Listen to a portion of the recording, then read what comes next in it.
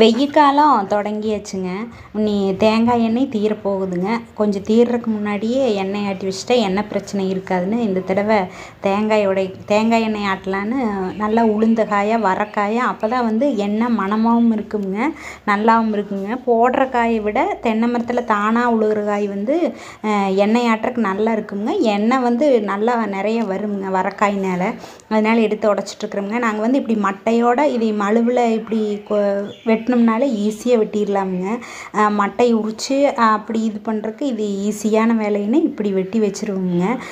நல்ல வெயிலும் தொடங்கியாச்சுங்க. என் பொண்ணு நீட்டாக அடுக்கி வச்சிட்டாளுங்க. உடச்சதெல்லாம் கொண்டு வந்து அழகாக நீ காஞ்சு தினம் ஒரு வாரம் 10 நாளைக்கெல்லாம் காயணுங்க. அப்போ தான் வந்து நல்லா தேங்காய் பருப்பு வந்து நல்லா காஞ்சாதான் எத்தனை நாள் வச்சுருந்தாலும் கெடாதுங்க. அந்த காஞ்சாலே கெட்டது இது முக்கால்வாசி கெட்டது இல்லைங்க, நல்லது காய்தானுங்க.